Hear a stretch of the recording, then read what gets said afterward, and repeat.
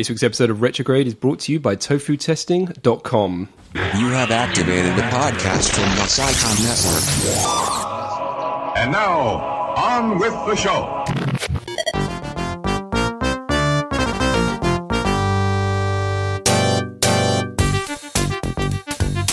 Hi, welcome to Retrograde, the show where we take retro games out for dinner and make them pay the bill. My name is Jack Marshall and I'm joined by Anthony Hobday. Hello. Lazanne Fisher. Hello. And James McFadden. Hi.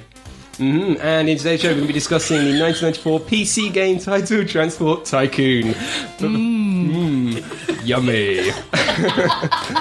but before we do, let's have a brief blurb on the game from our Olympian deity, our bringer of pleasantries, chief editor of Cyclone.org, Brecky, Double K Thomason. Transport Tycoon is a business simulation game based on the creation of a sustainable transportation empire. The game was played from an isometric viewpoint of an untouched environment where the user has to build a transport network consisting of buses, trucks, trains, boats, and airplanes. The player then uses these to connect towns and industries in an attempt to turn a profit. The game was single-handedly created by Chris Sawyer, a Scottish computer games developer who also created the Roller Coaster Tycoon series of games. Transport Tycoon was a commercial success, and critics responded approvingly to the game. To this day, Transport Tycoon sees thriving gaming communities and regular third-party updates, including an entirely open-source version of the game in the form of OpenTTD, released in 2010.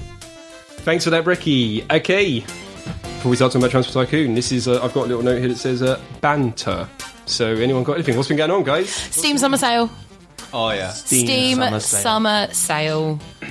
Has anyone actually bought anything? Yes. I bought Trine 2.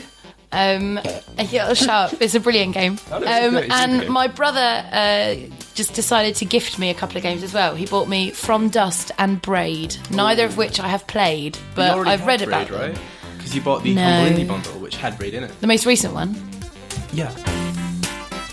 Maybe I do already have it. Yeah, he's right. I can't remember. Anyway, yeah, Trine 2 is just as awesome as Trine, if not even better, and I spent a lot of this weekend playing it. Have you sworn yet in the podcast? No. Oh, you just did? No, No, I didn't. Yeah, you just did. Did I? You said Trine.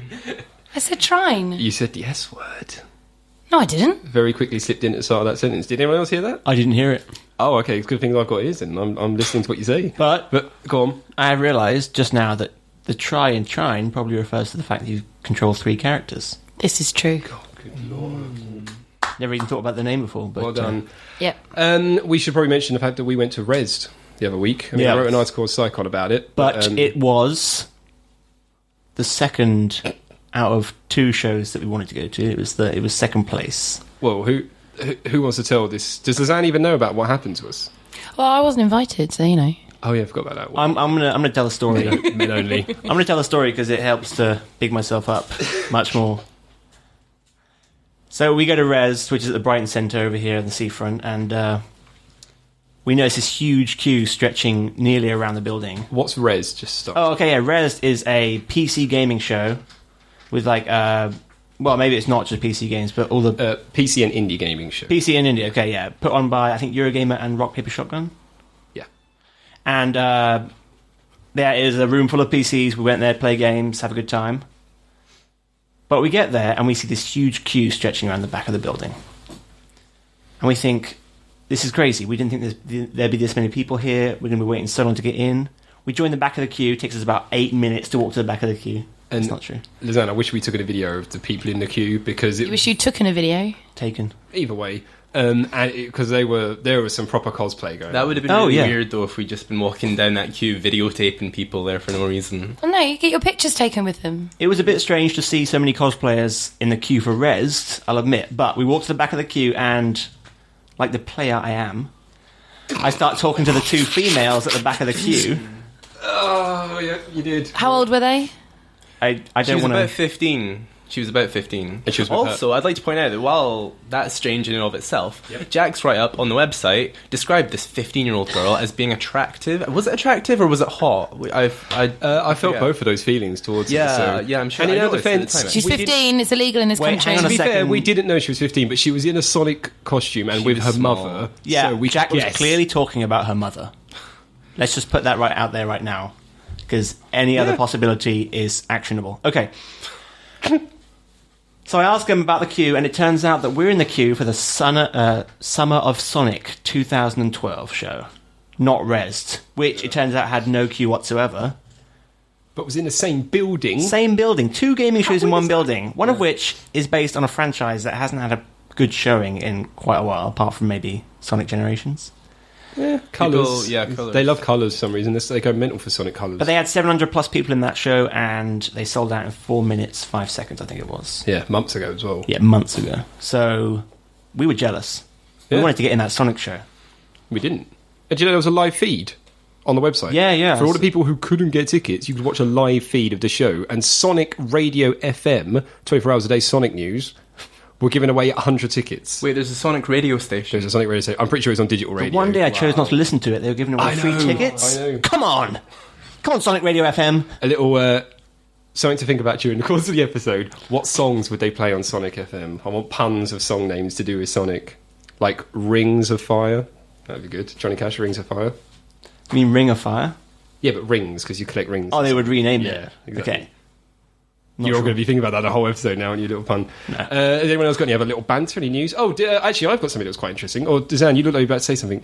Oh no, it was only because I was just wondering if anyone else did buy anything on the Steam summer sale, because we kind of glossed over that. The mod turned indie game Dear Esther was on sale for like £1. It's fantastic, so I rebought it on a different account just to give him more money. Because My old university lecturer made that, Dan Pinchbeck from the Really? University of Portsmouth. Seriously? Yeah. He set up the company The Chinese Room, and now Yeah. he's working on the sequel to Amnesia. Amnesia, yeah. doing, Machine for Pigs. Machine for Pigs. Yeah. yeah, that looks awesome. Yeah, that's very good. Have any of you played Dear Esther? Yes. What did you liked it? You didn't like it. We've talked about this. No, I played through it. It's not really a game, is it? Well, no, it's definitely a game. It's Well, funny yeah. you should mention Yeah, that. if we're going to get on to things that aren't games, Jack, Yeah. then we might as well stop banter right now. Okay, I can't wait. No, the only thing I was going to quickly ask out of you guys, because I done my first ever Kickstarter this week. I brought an Ouya console. Did you guys see this? Oh, look at Anthony's face. No, I wrote about the Ouya recently, and it's not. Oh, no, I know. I'm not buying it because it's going to be the next big thing. I'm just buying it because I'm like, wow, this little device next to my TV that will play emulators. Let's That's all I care let's about. just imagine briefly here. Let's go crazy and just imagine that I have no idea what this is. Alright, there was a Kickstarter project from a little team, well, not a little team, but a team over in America who are releasing a $100, like 65 quid, Android-based open source games console called Ouya. And I asked for Kickstarter funding. They asked for $950,000. They got 4 million in 3 days. The most popular and successful so far, I think, Kickstarter, or at least the fastest. I think I read that, yeah. Yeah, and the reason people are so excited about it is not because they've been like, this is going to revolutionise gaming, we're going to take on everyone.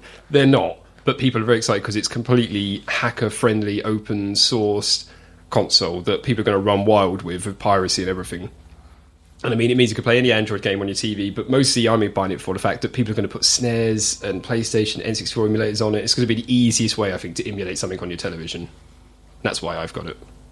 And I own all the games I'm going to emulate, so it's not illegal. So none of you guys are interested in that? Not at all. That sounds.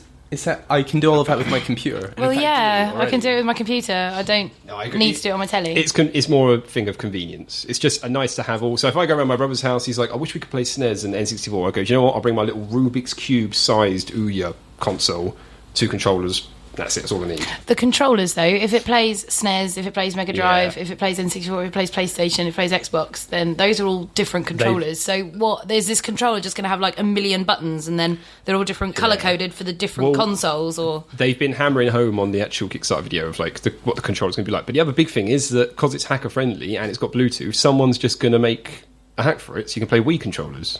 oh yeah, that's or true. any. I don't know, like it's got a USB port on it, so I can just go buy a NES USB lead or whatever like that. So Yeah, a NES USB lead exists. a NES I'm USB sure. controller does. Sorry, not lead. Oh god, right, okay. That makes no sense though, because my computer is plugged into my television. Like, why would I want a second device that does that but works? Just convenience. That's all it is. I know it's just a little box next to the telly that will just sit there, pick up the controller and go, I'll have a quick blast on Mega Man. Boom. He's lazy, Rather than James. go, Okay. oh, I need to get my laptop out. I mean, it is more convenience. And to be honest, I like collecting like rubbishy consoles. You ever been into like Poundland and they have those knockoff PSPs that are called like the DSPs Oh, yeah. and stuff? Yeah. I love those things. There's a guy who does loads of like quick looks on YouTube of those. Yeah, I know. he's good. I want to collect a lot of them because they look terrible. Some Yeah. of them. There's one in the Poundland near us. It's called. It's like We Us and it's got like a family on the cover, and they're using the controllers like they're like rackets, but they don't actually. There's no motion sensor in them; they're just controllers. So pretty funny. But yeah, that was good banter, guys. Good banter. All right, let's talk. Let's go on to what people have actually been listening for, and not us talking about rubbish. Transport Tycoon. Well done. And I forgot to say our little back once again with the Retrograde Masters, but oh well, there you go, just said it there. Okay, so Transport Tycoon was a game I chose. The reason I chose it is, and before you guys all think I'm going to say this, I know where you're going to go with this. I don't think it's an amazing game. I think it is very flawed. However, the main reason I want to talk about it is I want to talk about something that I'm sure affected all of us in our lives, addiction in video games. Because when I got this game in about 1995, original Transport Tycoon, I was absolutely hooked. I could not stop playing. I would go to school, I wasn't doing homework, I was thinking about this game. I remember going into a DT lab at lunch and stealing isometric grid paper, and drawing train tracks on it, planning what I was going to do when I got home. You were stealing to fund your Transport Tycoon habit. Well, not even funding it, just to research it. I remember looking up how to do signals on real train networks, everything. I was that hooked on it. So I'm going to quickly say what I think of the game now. Playing it, we had to play, because we couldn't get it working on Windows 7, we had to play OpenTTD, which feels like having an affair with a lot younger, hotter woman. Like Transport Tycoon is your reliable wife, but then you're having an affair with a mistress. That's what OpenTTD felt like. I think the game's aged very well, but I didn't get as addicted to it as I did now. But I'm going to let you guys go, because I think all of you are going to rip to bits this game. So let's start with... I'm going to go with Anthony, because I think you two are both going to say bad things. So let's go with Anthony first. What do you think of it, guys? First of all, I just want to ask you, when did your parents end up staging the intervention? They didn't. They were just too busy watching, looking after my older brother and sister, and I was just in my room playing. They didn't realise I was getting up at like 6 a.m. playing this game before I went to school for a few hours. And I'd get in and just sit in my room and pretend I was doing homework on the computer, but I was playing this game. And I only stopped playing it. I played it for about a year and a half, 2 years, and I think it was Rainbow Six Rogue Spear, was that what it's called? I think that was the game that took me out of it. And once I stopped playing it, I very rarely went back to it. This is probably the first time I played it in about 5 years. Didn't feel any of the former glory? Yes, no, I did. I started getting... I've cancelled on a few people in the last 2 weeks to play this game. I had a train journey to Bristol, which is 4 hours. I spent 2.5 playing Transport Tycoon. People looking at me while I shouted at buses. That's pretty meta, playing Transport Tycoon on the train. That is very meta. Listen, Jack, when you fall off the wagon like this, it's important to have people you love around you, and we're here for you, man. I'm going to probably just delete it from my computer at the end of the show, because otherwise I'm going to keep playing it. This is no longer a podcast. This is Transport Tycoons Anonymous. Anthony, I really shouldn't be here then. What did you think of the game, Anthony? I like it. I played it quite a few years ago for the first time when I was younger. But that was probably the original Transport Tycoon, because our computers were capable of running it back then. Didn't have these modern Windows operating systems. These kids are all into these days. Fancy majiggers they've got today. Yeah. Gigahertz all over the place. Yeah. And I never got into it with the same seriousness you did, but I always enjoyed it because, well, I'll get into that later. But I don't know, I really like it. It's just fun for me, though. It's not a lifestyle. Lizanne. Okay. Do we all agree that a game needs to have some element of entertainment to it? No. Oh. Yes, I agree with that. It needs to be entertaining. I don't think it necessarily does. I think it depends. Well, we get into semantics, but I think it depends on your definition of entertainment, and based on my definition of entertainment... Entertainment as something that captures your imagination and makes you want to carry on. That you just enjoy, Yeah, so like a movie is entertaining, so you carry on watching it as some opposed movies to aren't turning entertaining. Schindler's List wasn't entertaining. Yeah, no, it was. Well, no, it was, because it captures your interest and you stuck Speak with for it. yourself. Oh, Jack. Lizanne's not necessarily saying that Schindler's List was upbeat or fun. Happy-go-lucky times. I'm not saying that. It was entertaining because it held your interest and made you want to continue. I suppose it just depends specifically on what you're defining as entertaining. Yeah, that's what I'm doing. Yes, I agree with you. Okay, yeah. Right, okay. Yeah, this isn't a game. It's not entertaining. Basically, like I have played Tycoon games before. Roller coaster, I take it. No. Roller coaster? No, I haven't. I've played other Tycoon games though and really, really enjoyed them because you have clear... they're like levels and you're given challenges. You got to achieve this by this and this by this. And, it's broken up like that. What Tycoon games have interest? Dinotown Tycoon. Oh, okay. No, that's fine. Because Okay. they're kind of the Tycoon moniker got kind of taken and took to other places. Yeah, you're yeah. right. I know that. But it had the levels and the challenges on it. And so what I found with Transport Tycoon, I started playing it and I used the tutorial you sent me, Anthony, Yeah. to help me play it. And I finished the tutorial, and then I looked at the game and realised that's it. And honestly, I didn't play it. I want to jump in Past there that. because Okay. I was reading something Because today. there was no incentive, there was no challenge for me. I knew how to play it, and that was it. There was nothing to achieve. Okay. No, that's fair enough. That's true. No, that's right. You're technically one of the big problems of the game is that the game is won in the first 5 years. If you start winning in the first 5 years, you'll continue to make money, and your goal is technically done. It's up to greed of whether you want to keep going and make more money. But James, we haven't heard what you thought so far. Also, Anthony, actually, you had a point to make. Sorry about that. Yeah, Go on. sorry, I carried on. No, it's fine. That ties into what I was reading today about the game. Because I've never played it as often as you have, Jack. I didn't realise that the end point of the game is actually 2050, Yeah. I think. It takes 24 hours to get through one game. 100 years! Yeah, I read it was 40 hours. Oh, maybe. For open... They changed a lot between the games, but for open TTD, it was 24. But the They put it down? Okay. I think for the original, it was 100 years. 100 hours, sorry. Or whatever. No, 40 hours. 40 100 Feels years. like 100 years. I read that, 40 hours, and I thought most games have pretty definable and reachable endpoints, but playing Transport Tycoon for 40 hours is quite a lot to ask since the game doesn't really change in that time. I mean, the vehicle's doing everything, but the gameplay itself, it's not like Roller Coaster Tycoon where you have got the separate levels. Yeah. And you've got a real defined endpoint for each level, but so it's more of a... If you don't get it immediately, you're not going to stick with it because there's no next bit.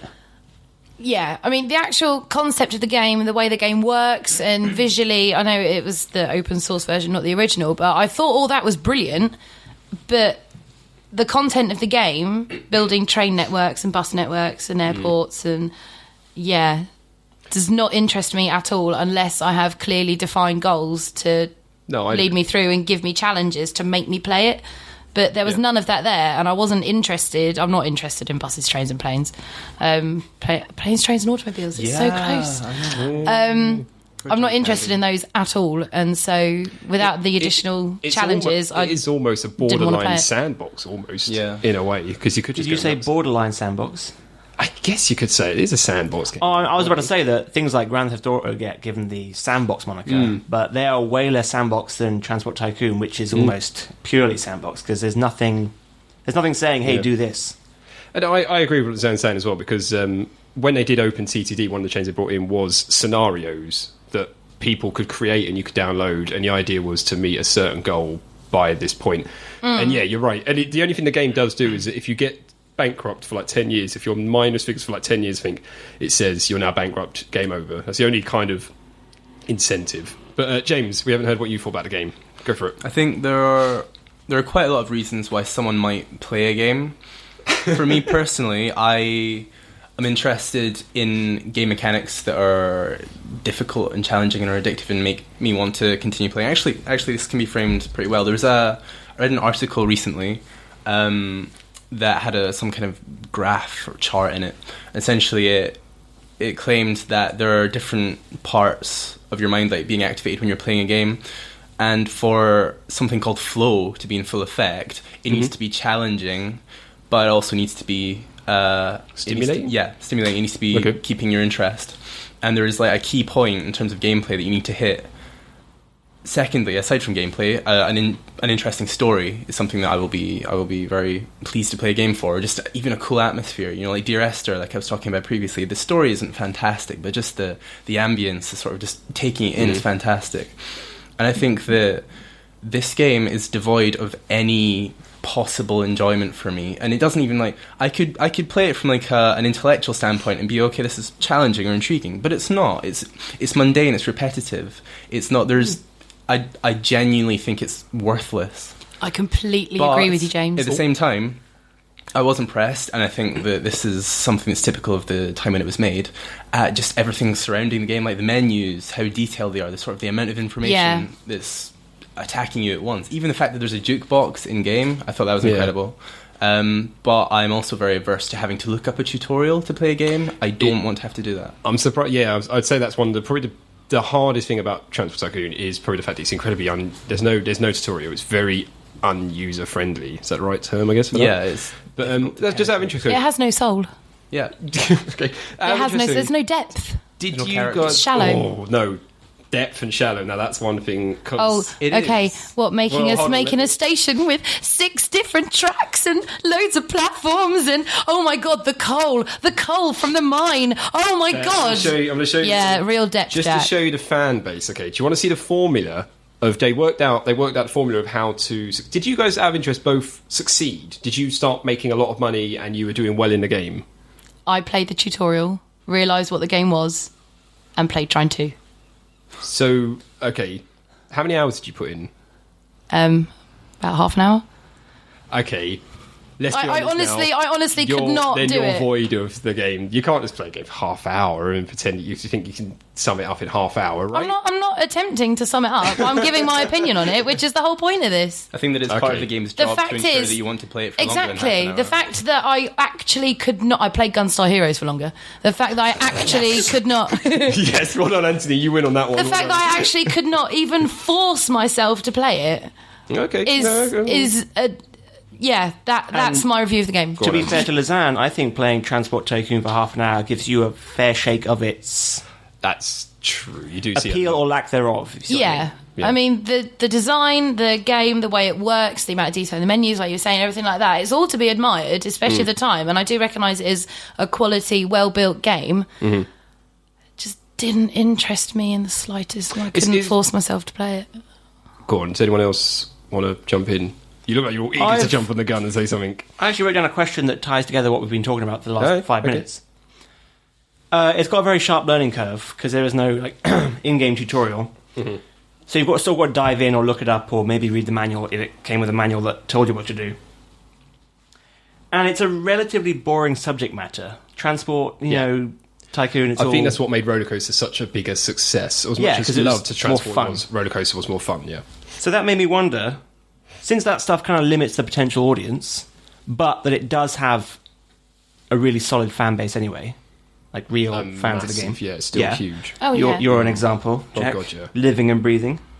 What do you think the stuff in the game appeals to in people? What is it about a fan of Transport Tycoon that makes Transport Tycoon like hitting where it hurts, if you see what I mean? Autism.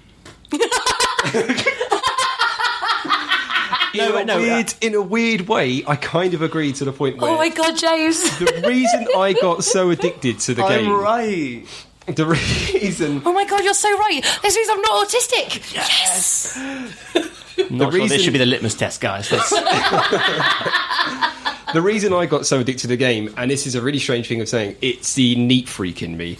I loved growing up train sets and stuff like that. I know that sounds really sad, but that's true.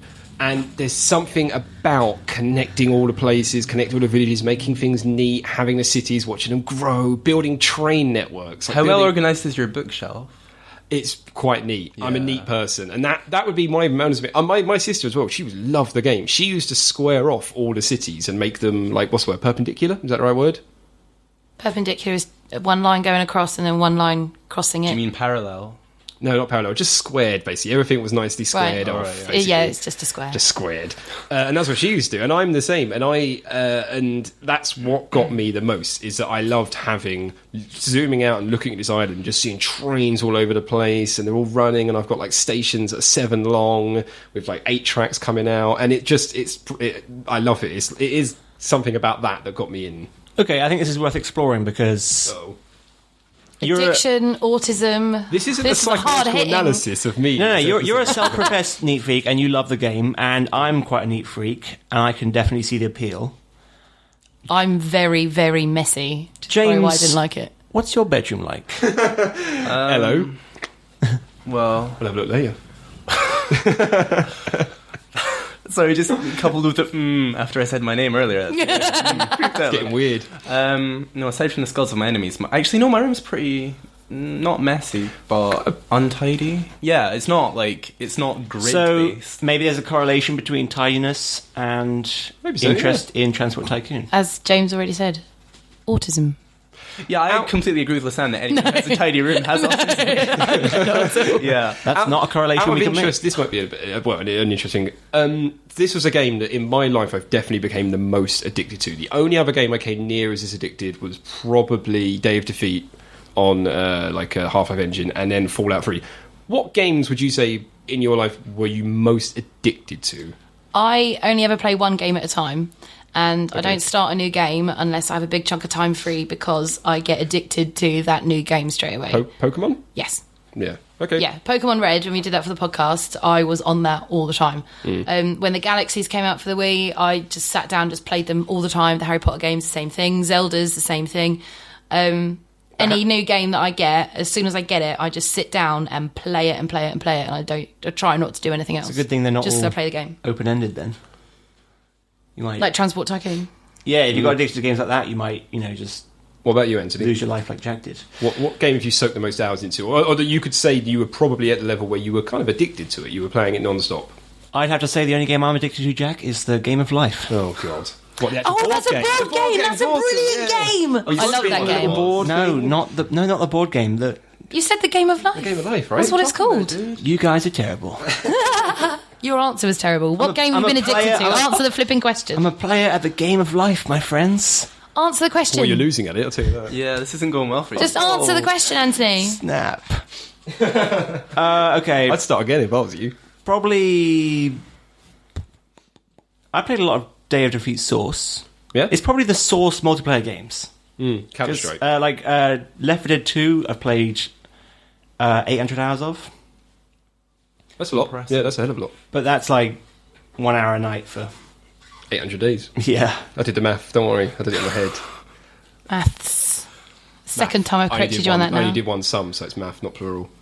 James, what It's- game were you it's addicted got- to? Oh, you're such a douche. James, have you She's ever done been... it twice. Have you ever been What addicted... swear word? Have you ever been addicted to a game, James, would you say? I played the original Call of Duty on private servers with the InstaJib. Oh, I know a lot of people have got addicted to that. The playing that InstaJib online. mode on, which is just, it's like the railguns in Yeah. Quake. It's just the bullet action rifle, and if you hit someone, they die.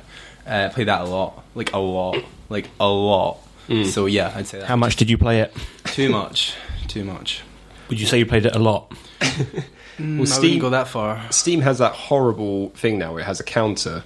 And Yeah. same with World of Warcraft. Brecky was saying he did the maths, and I think he worked out that 1% of his life he's been playing World of Warcraft by doing the math.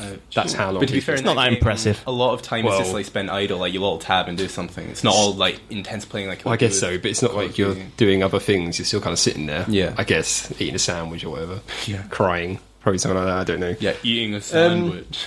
So I'm looking forward.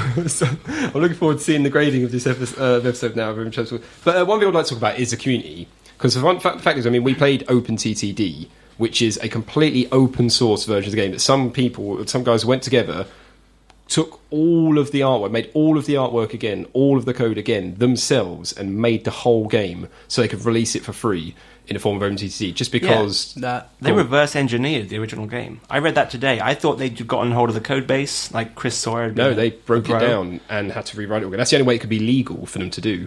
Oh, but usually in these cases, open source re-releases are like someone releases the code base, like Mechner No. recently did with Prince of Persia. And I know Quake 3, Doom 3, I think they released. It released all of their yeah. source codes after. But no, Chris Sawyer's never Fine. released a source code. They had to break it down themselves and do it all again. That's which impressive is, dedication. yeah, it's a huge testament. But I think that's not necessarily indicative of how tremendous and amazing and broad the community is, and is more a testament to how rabidly obsessive the type of people who like the game are. I don't think necessarily I mean, they're going to be listening to this and they're not going to like me, but I think that perhaps this is one of the few games where... Why do you want me to stop? No, I was going to say, I think it's fair to say that the kinds of people who play Transport Tycoon... These are still people, guys. Can we just talk about these people? No, I think it's fair to say that the kinds of people who play and enjoy Transport Tycoon, like Jack, are the kinds of people who will be more able to reverse engineer exactly. the game they love and release an open source port. That's all I'm saying. Whereas them geeks are you now? That's what you're whereas saying. we know they'll never I think be. we're all geeks, Jack, to be fair. We know they'll never be. James. I'm a nerd. What are you talking about?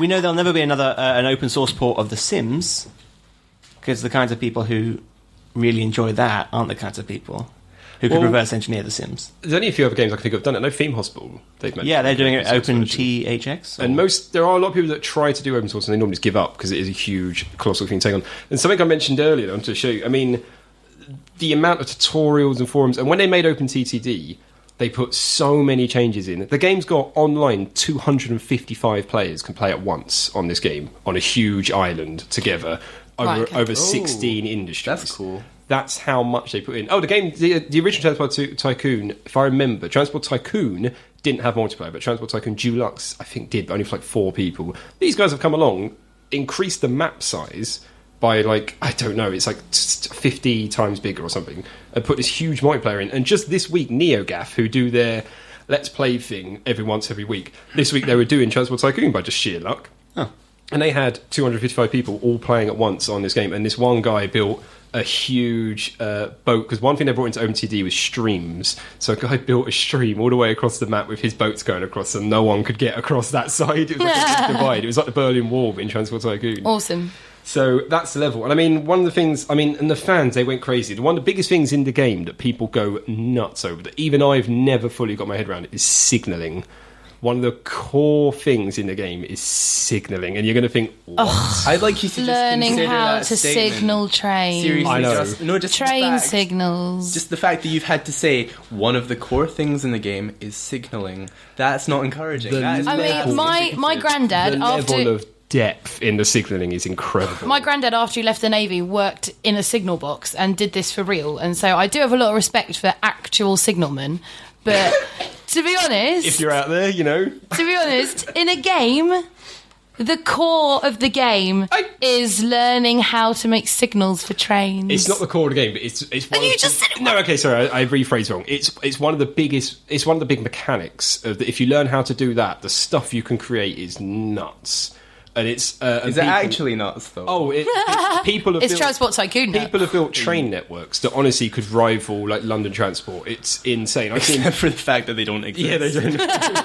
No, but they get it to the point where they can get it running on time. They get it they've got actual timetables they've drawn up next to it. And just to show you an example, as I mentioned earlier, someone, one of the clever scientists over at some university somewhere, started looking at the actual algorithms behind the game and how to make money and the time versus profit and cargo. That's there in the middle and I'll put it on the website notes. That's the mathematical equation he came up for cargo versus time versus money input and stuff like that.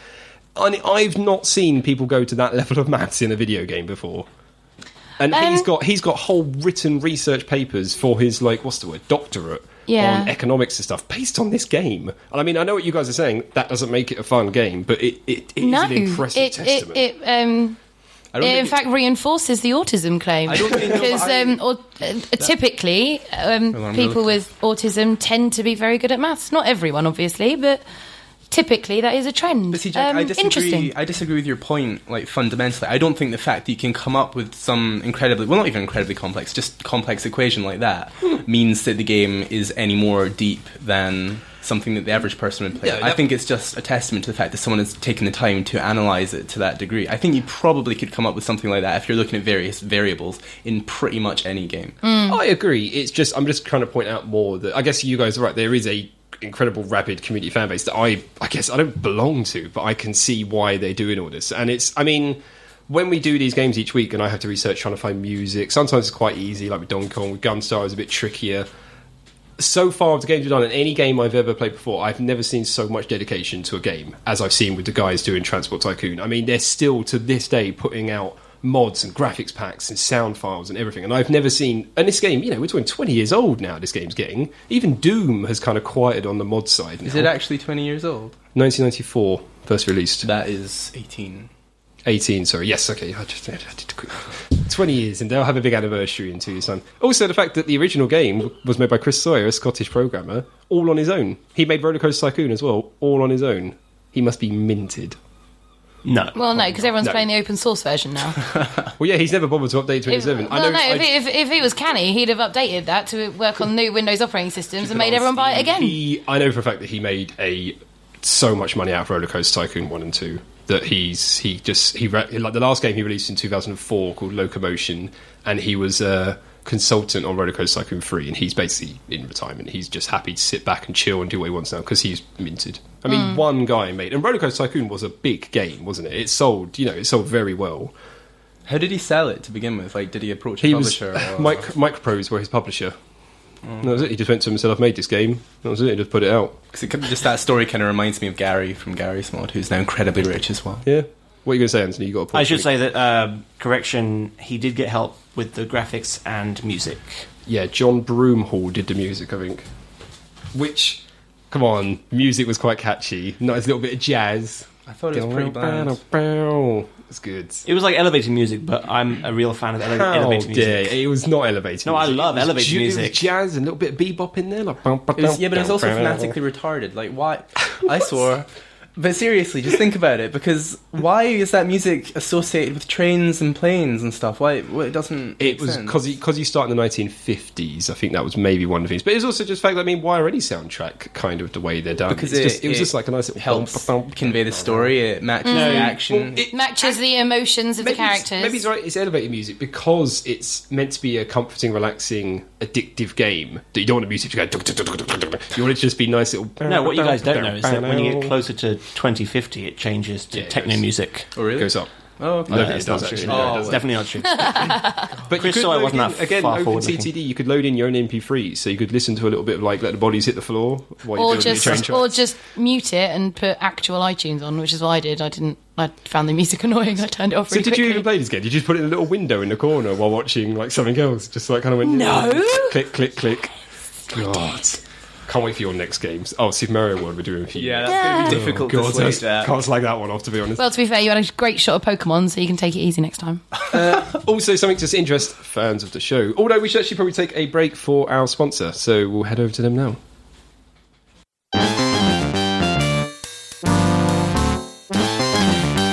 Tofu Testing is a freelance professional QA service for the indie gaming community. If you're a bedroom programmer or an indie team with the next big game on your hands, then head over to tofutesting.com, where we'll give your game a complete QA test for free. Our goal is to ensure a high-quality product to your end users while simultaneously providing a free professional-level QA service.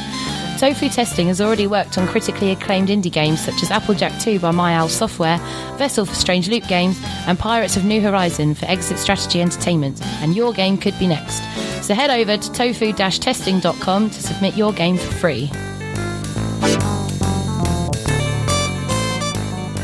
Okay, one thing I wanted to quickly mention before I forget. Just last week, again, this is the autistic fans of the game, have released a JavaScript version that you can play in browser anytime you want at play-ttd.com.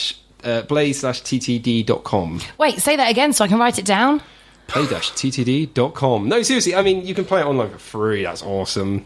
Okay, not for you, but alright, but all those autistic people at work can play it. There's nothing I can take to you now, guys, because you guys... But Auntie, you actually liked the game. You said at the start you actually quite liked it. Yeah. I can't do anything more now. No, I like I said, I appreciate the game for what it is. Do you guys like... I just wasn't interested. Do you guys in it. like simulators and... No, it's not really Yes, Theme Hospital I was addicted to, definitely.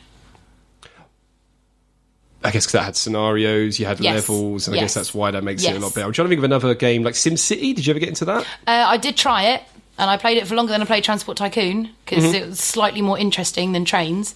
But again, didn't really like it that much. And I was about 10, so I don't know. I don't know when it came out, but I was young. But you guys, you ever played any management sim games or anything like that? One of the most compelling reasons to play a game is escapism, and sitting from my ivory tower controlling all of these trains and stuff isn't really that different to real life. But there was something... That's what you do in real life, isn't That's where I'm going after You sit in an ivory tower. But there was actually something I wanted to ask Anthony, because in one of the podcasts recently, I'm not sure if it was the last one or the one before that, we mentioned Heavy Rain, and you said that you didn't essentially want a real life simulator, but you enjoyed this game, which I would say is perhaps more mundane than the thriller. He's got him on the ropes. He's on the ropes there. No, I'm not on the ropes. Let me tell you why. You're in the middle of the ring throwing punches. I think getting my kids kidnapped is way more mundane than controlling a transport empire. Really? Come on. Oh, God. When my kids get kidnapped, I go, oh, not this again. Oh. Yeah, that's because This happens every week. No, I don't have kids, but any idiot can get his kids kidnapped. It's not up to him. Oh, my God. That's not... Anthony! Okay, start again. Respond to it. So Transport Tycoon, yeah, that was a good game. No, go on, carry on. What's your point about kidnapping kids? But not any idiot can become the controller of a transport tycoon, or can be a transport tycoon. I don't think that's actually mundane, because very few people... There's probably one person in this country who gets to be the head of a transport network, and that's the guy in, like, London Transport. Richard Branson. Yeah, he's the head of a transport network. But that's a straw man argument, because I'm not suggesting that Heavy Rain is a get your kids kidnapped simulator. It's a murder mystery, it's a thriller, it's, cinematic. That's not stuff that happens to you in real life. I would play a get your kids kidnapped simulator. That'd be quite fun. Heavy Rain is available at your local game store. No, it just seems like that's just the life of one person, and not particularly interested It's from in various perspectives. There are many main characters. It's got an ensemble cast. It's the same reason I don't watch, drama unless it's extremely well made, because it bores me. Whereas this is, like Jack said, it appeals to my neat freak, and it's less of the story of being a transport tycoon and more of the experience of setting it all up, seeing it all running, and the satisfaction that brings. Yeah, creating.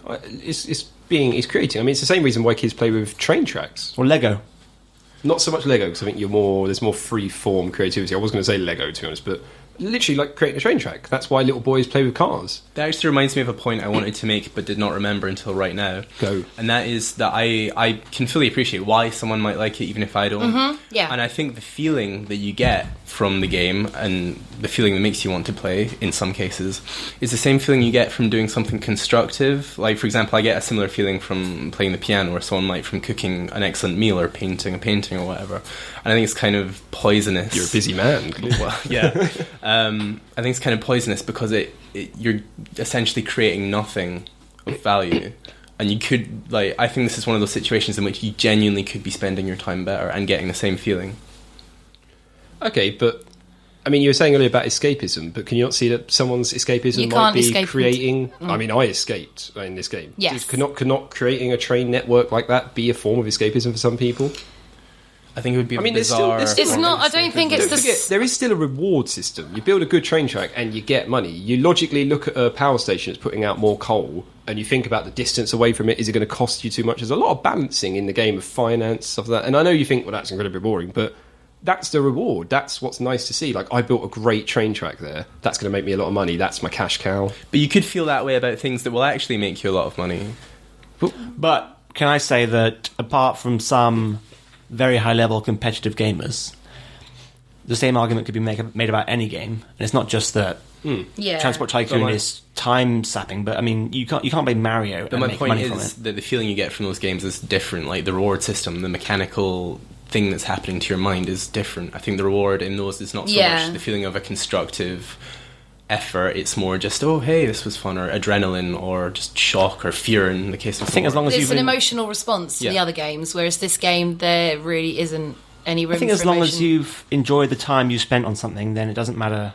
Yes. And the outcome's the same. It doesn't matter what that thing is. 3 hours of Mario or 3 hours of Transport Tycoon, I don't think you can argue that either of them is objectively better. Are you saying... Well, no, it's just whichever one gives you the greater reward. Yeah. Like, if personally Transport Tycoon does it for you, then that's all good. But I think, correct me if I'm wrong, James, but I think what James is saying is that he and I need a lot more story and emotion and character, and whereas you two just need a train. I don't think it's necessarily emotion or story or character. I think it's just that the feeling you can get from Mario can't really be replicated somewhere else because it's this crazy, surreal fantasy world. Yes. Whereas the feeling you get with this can be replicated the escapism, in doing something constructive. I think the point Anthony was trying to make was that enjoyed wasted time is not wasted time.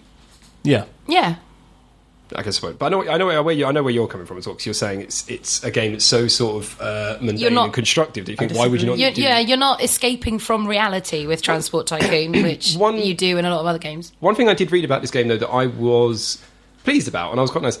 I read an article about a guy who was saying he sat his I think it was actually GCSE geography. We're talking about 15 years ago, and one of the questions was if you were to set up a town randomly in a location, what would you be looking for? And he went, I don't know what the hell wrote. So he literally wrote what he learned from Transport Tycoon of important to have a river nearby for transport, important to have open space for trains, make sure it's not too hilly because then you might get flooded and stuff like that.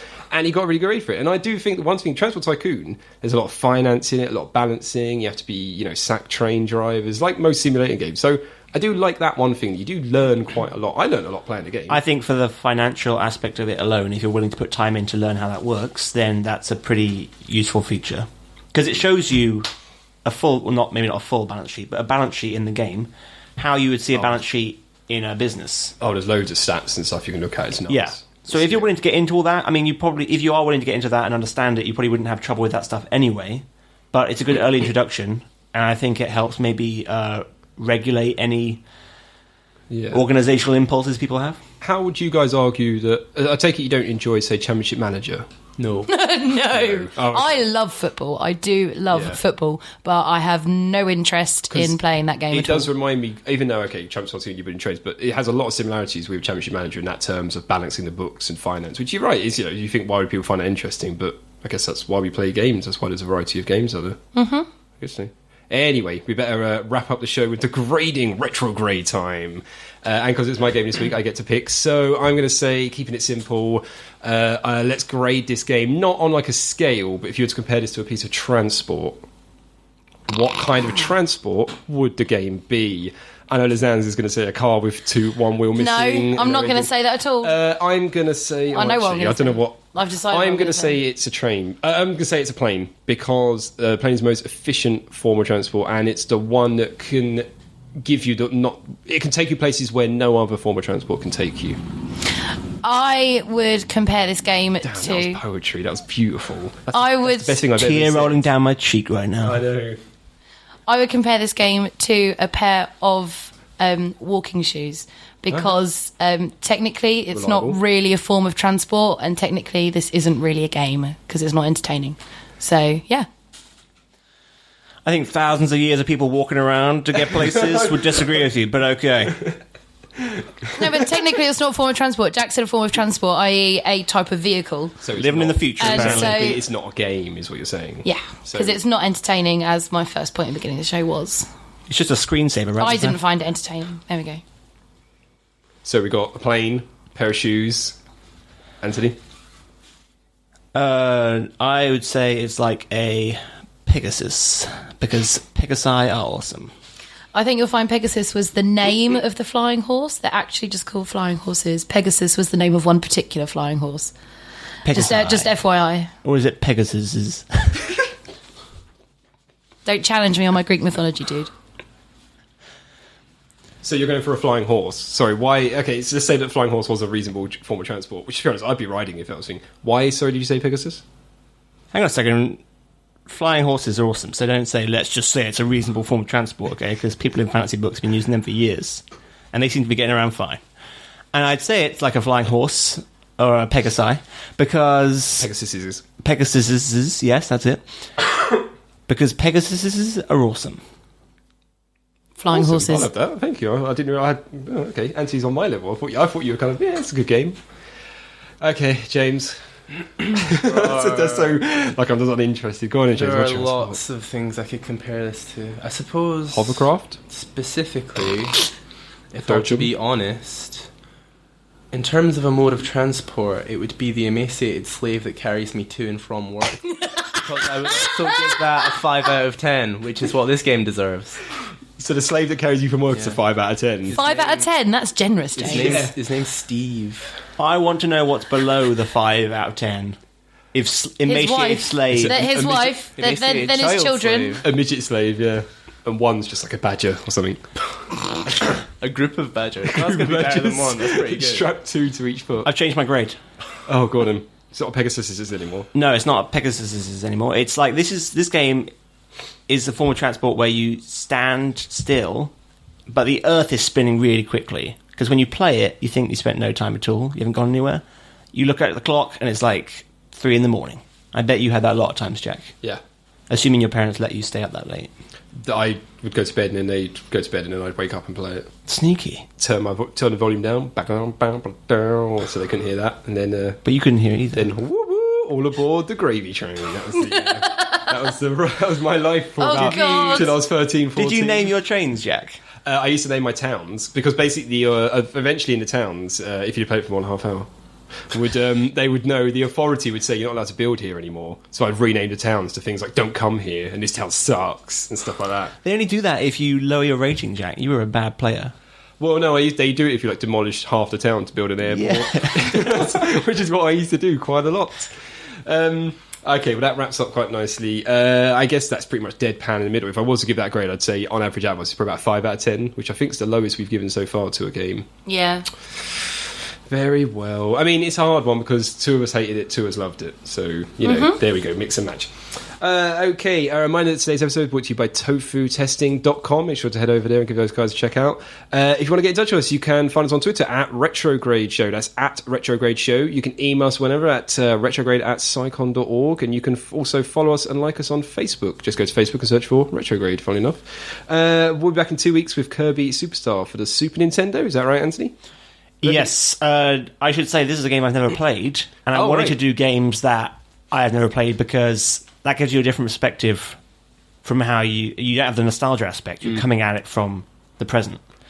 So I thought it'd be good to do a game that a lot of people love and that's a big game that I've never even touched. Has anyone played it? I haven't played it. I was the one who recommended it to Anthony. Yes. Awesome. You're going to love it this time. Okay, cool. Okay, cool. So, just out of interest, quickly, how do you spell tofutesting.com? Tofu-testing.com. Okay, just wanted to make sure it wasn't one word. Yeah, no, tofu-testing.com. Well thought of, Andrew. And www. at the end if you want to be really Did you just careful. call him Andrew? Anthony. Did I said Anthony? Oh, said Andrew. Andrew's a nicer name, so I'll call you I think you said Andrew. I think I heard that. So make sure you give Kirby Superstar a play in the next 2 weeks. And that's goodbye from me, Jack Marshall. Goodbye from Zan Fisher. Goodbye. Good night from Auntie Obday. Goodbye. And good night from James Pagan. I started stumbling over every word there. Start again. Goodbye from James McFadden. Goodbye. Bye-bye.